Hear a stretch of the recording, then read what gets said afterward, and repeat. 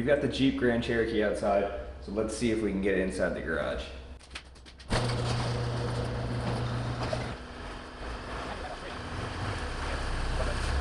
So this job will require a 3/8 inch socket drive, corresponding extension, a 1 1/16 inch socket, and a Phillips screwdriver. Some other items you'll want to have are rubber gloves, a catch pan or something to catch the fuel with, and some rags or paper towel. You will also obviously need a fuel filter. This one was picked up at O'Reilly Auto Parts for $32, but my buddy also had to buy the large SAE socket because, you know, I work on foreign cars. So the total was about $41 after tax. He was quoted $150 to do the job at the dealership, so you can do the math. So let's take a look at this filter.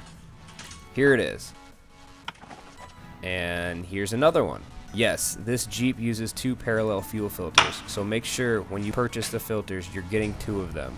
I'll link the parts in the description below. Okay, let's get started by locating the filters. They're right in the middle of the car, right here. I have the front end of this car jacked up to slide underneath easier, but I'm guessing you could do this job without lifting the car. So the first step is to drain the diesel fuel from the fuel pump by unscrewing this plug. The plug doesn't come out of the hole, so once the fuel starts flowing, just let the plug hang there until the fuel stops.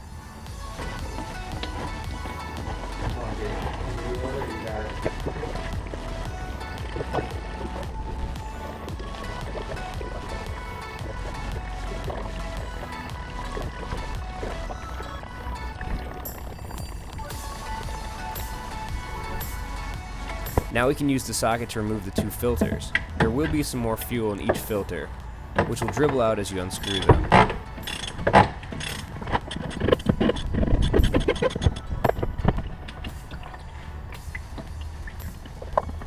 When the filter is completely removed, you can dump the extra fuel inside the filter.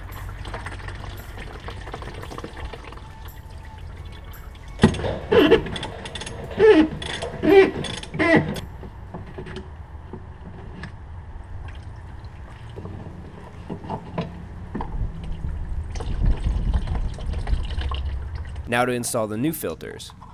But before you install the filters, it's important to coat the grommet at the top of the filter with some diesel fuel. I use some of the excess fuel on the old filters for this. Similarly, you'll want to coat the O-ring at the bottom of the filter with some engine oil to promote a good seal.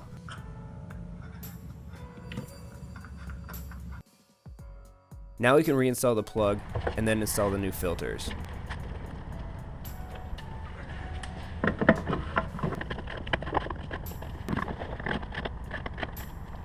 Be careful not to over-tighten the filters as they are plastic threads screwing into aluminum. If the filters are over-tightened, they'll crack, which isn't the end of the world, but it would mean another trip to the parts store in someone else's car. The torque spec on these filters are 20 foot-pounds, but I just tightened them up by feel.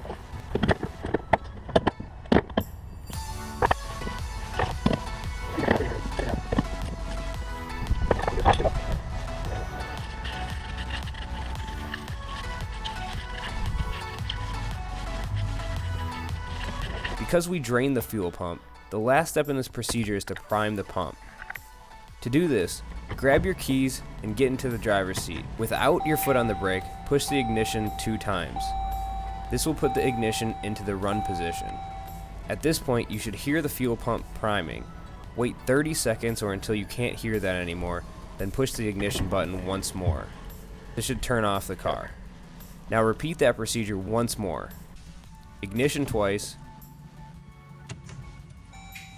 30 seconds, then off again. Now after priming the pump twice, put your foot on the brake and push the ignition to start the engine. Allow the vehicle to run for a few minutes, then take the car for a test drive. If the engine sputters or has a momentary lack of power, it's most likely air in the fuel lines, which should go away shortly. And that's it.